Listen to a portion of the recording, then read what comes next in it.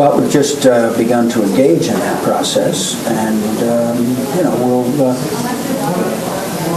we'll look for applicants, and we'll vet those applicants until we find one that makes some sense, and then we'll bring them before the members and see what we can get done. In the meantime, we've got a very competent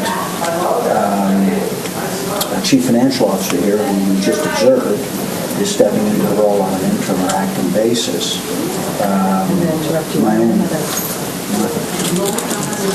Thanks for the lunch. Yeah, exactly.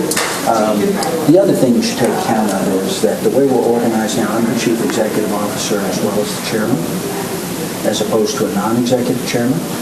So the practical effect of this is going to be some demands on my time. That over these last months, I haven't had to spend as much time as I did the first couple of periods I was here. And so between Bob and I, there's a lot of forward momentum here. There's a lot of good things happening. You look in the rearview mirror, how we've been executing, got hit with the storm. So I'm very pleased with the progress and the momentum of the authority. And the key is to make sure that that's not interrupted while we look around for a new day-to-day chief operating officer. So I'll fill some of that gap, and Bob will fill the rest. And I think we're going to be fine.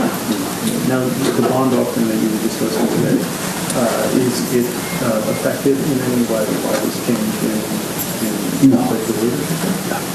You don't put that in? No.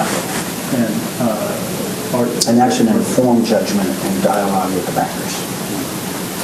What about, are there any other issues? Are there issues with any state agency looking into the operation? No, let me answer you directly. I saw what the blog said. Completely false. There's no basis in truth to what we saw in the blogs about letters to the state. None of that is accurate. And I can tell you that without equivocation. You don't have any state agency looking at your operation? No. Well, I mean, didn't the controller, he's got something that they were... Oh, there's an audit. Yeah. We had an audit, ordinary course stuff. Yeah. If you're asking me, is there any investigation that is either catalyzed by Demetri's departure, or is his departure the result of some state investigation, let me tell you without equivocation, the answer is no, and what you read in the blog is completely inaccurate. Were you surprised by Demetri's departure? Half and half, because he has been working 70 and 80 hours a week, 7 days a week. And he's a little tired. And he's done a lot of good stuff, but he's a little tired. And so once he told me how he was feeling, but initially it came as a bit of a surprise. When did you learn? Well, we had some discussions a couple of weeks ago, and then, this past week, he said, look, I think we should just get this done. And I believe he has an opportunity that was at times sensitive. That's my understanding. He's going on to Oh, yeah. I think it's out in California. Demetri took about a 40% pay cut to come here, and that was about geography.